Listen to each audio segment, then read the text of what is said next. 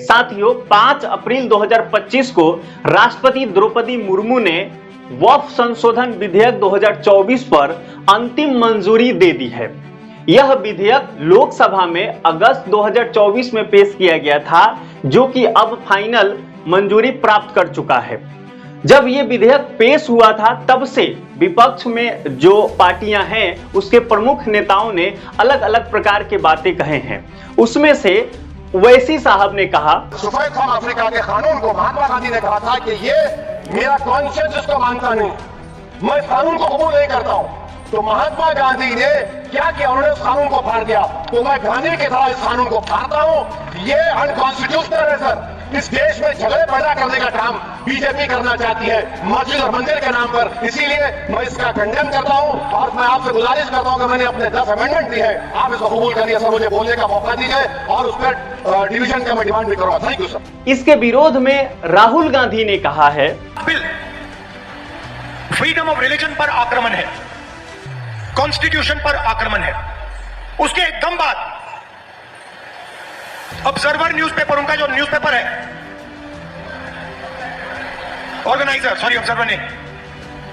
Organiser में लिखते हैं कि अब जो क्रिश्चियन कम्युनिटी है उनकी जमीन पर हम आक्रमण करने जा रहे हैं। और उसके बाद जो हमारे सिख भाई हैं आपके पास भी आएंगे। अब देखते हैं अखिलेश यादव ने क्या कहा है। ये बिल जो इंट्रोड्यूस हो रहा है, ये अध्यक्ष महोदय बहुत सोची समझी राजनीति के तहत हो रहा है।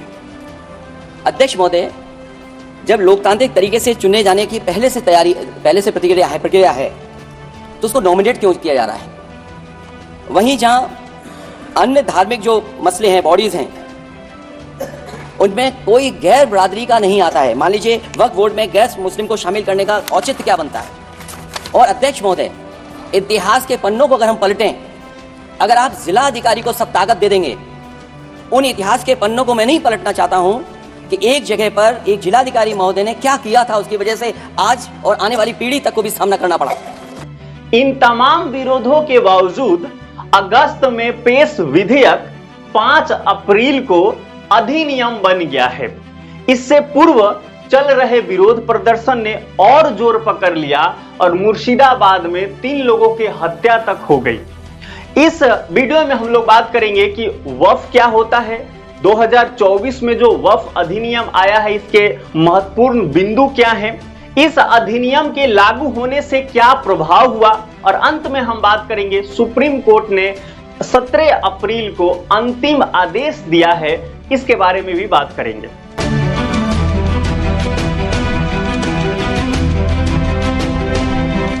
नमस्कार, मैं अनूप कुमार और आपका इस चैनल पर स्वागत है। साथियों, सबसे पहले समझते हैं वक्फ क्या होता है। अगर हम सामान्य भाषा में बात करें तो इसका मतलब है दान कर देना, है ना, दान दे दिया।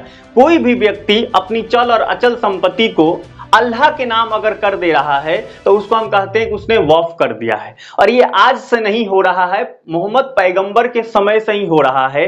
कौन है मोहम्मद पैगंबर? इस्लाम धर्म के संस्थापक माने जाते हैं और उनके जो साथीगण थे, इन सब ने उस समय से ही ये आ रहा है। 7वीं 8वीं शताब्दी के आसपास से ही ये वक्फ की परंपरा शुरू हो गई है। वक्फ का उद्देश्य प्रारंभ से अब तक सामाजिक कल्याण और धर्म का उन्नति रहा है। यह परंपरा चलती रही। हमारे देश पे आक्रमण हुए, उसमें दिल्ली सल्तनत, मुगल वंश और उसके बाद ब्रिटिश आ गए। और ब्रिटिश के जाने के बाद जब देश स्वतंत्र हुआ तो अपने देश में प्रथम वक्फ अधिनियम 1954 में नेहरू जी के लीडरशिप में लाया गया। उसके बाद से इसमें कई बार संशोधन हुए हैं। प्रथम वक्फ संशोधन अधिनियम 1984 में आया, फिर 1995 में आया, फिर 2013 में, फिर 2016 में, अब 2024 में आया है। साथियों, ये जानना बहुत अहम है कि यह संशोधन पुनः क्यों आया है, 2024 में इसकी क्या जरूरत पड़ गई।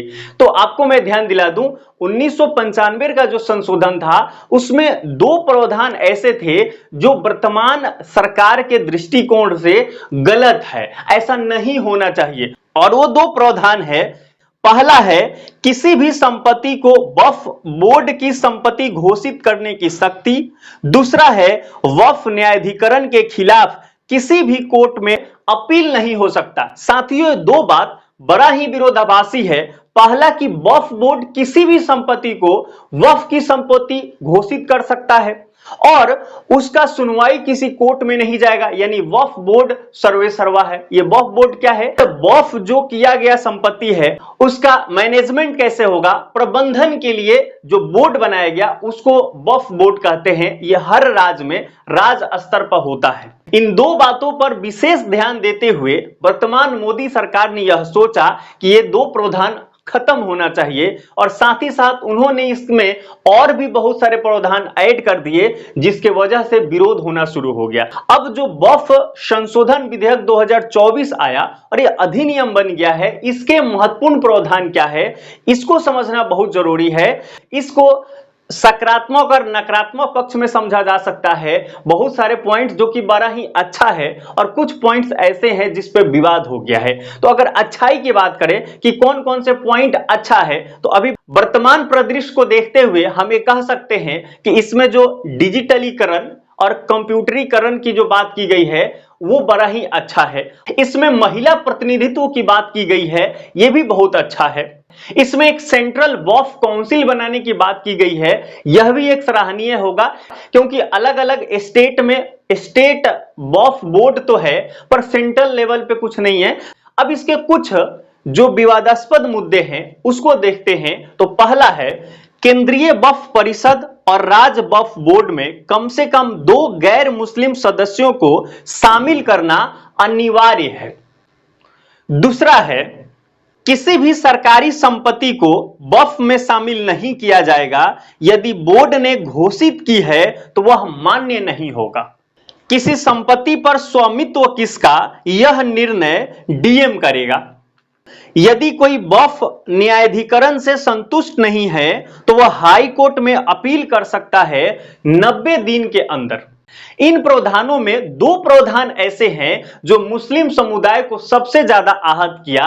वो प्रावधान है कि उनके धार्मिक संगठन जो वक्फ बोर्ड है या काउंसिल है बनाया जाएगा, उसमें गैर मुस्लिम सदस्यों को शामिल करने की बात की गई और 6 महीने के भीतर जितने वक्फ संपत्ति है उसका पोर्टल पे रजिस्ट्रेशन करना। अब इसमें विवाद यह है कि बहुत सारे ऐसे संपत्ति है जो कई वर्ष पहले वक्फ हुए हैं, तो उसका रजिस्ट्रेशन क्या से आएगा।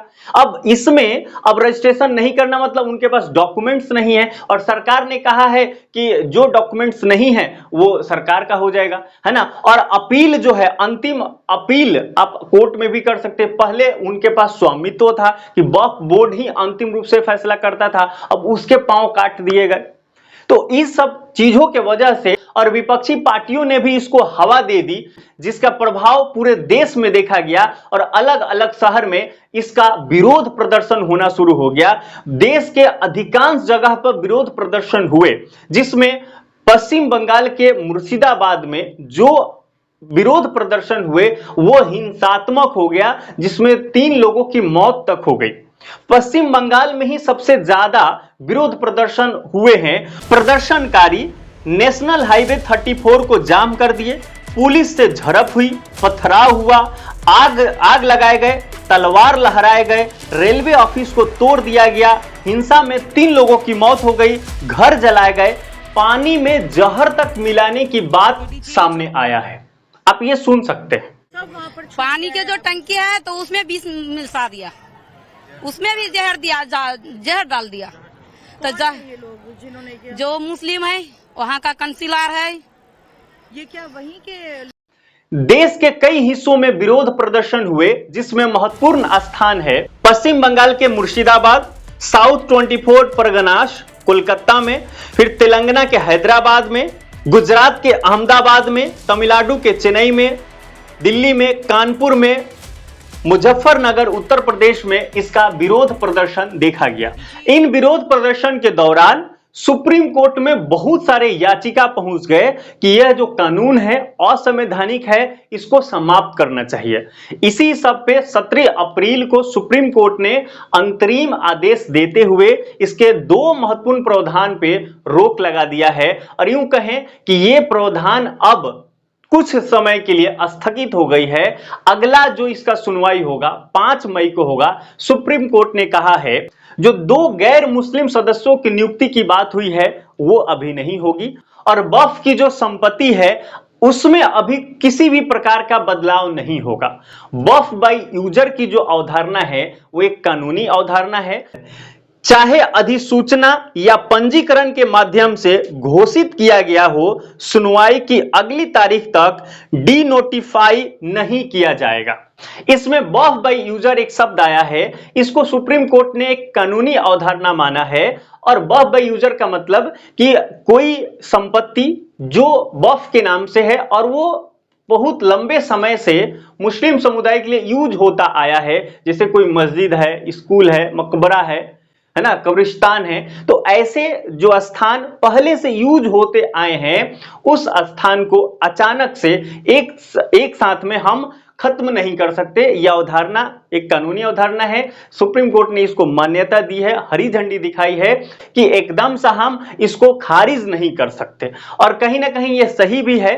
कोई एक कब्रिस्तान है या किसी लोगों को दफनाया गया है, उस स्थान को आप एक अधिसूचना जारी करके वो किसी और काम के लिए यूज करेंगे, यह कहीं से ठीक नहीं है। इमोशनल रूप से भी देखा जाए तो यह गलत है। साथियों, वक्फ से संबंधित मुद्दे को मैंने आसान भाषा में समझाने की कोशिश किया। अब 5 मई को जो सुप्रीम कोर्ट का जो भी विचार आएगा इसमें और ऐड हो जाएगा। मैं इसी प्रकार का वीडियो इस चैनल पे बनाता हूं। चैनल नया है, आपके सपोर्ट की जरूरत है। यह वीडियो आपको अच्छा लगा तो लाइक, शेयर एंड सब्सक्राइब कीजिए। जय हिंद, जय भारत।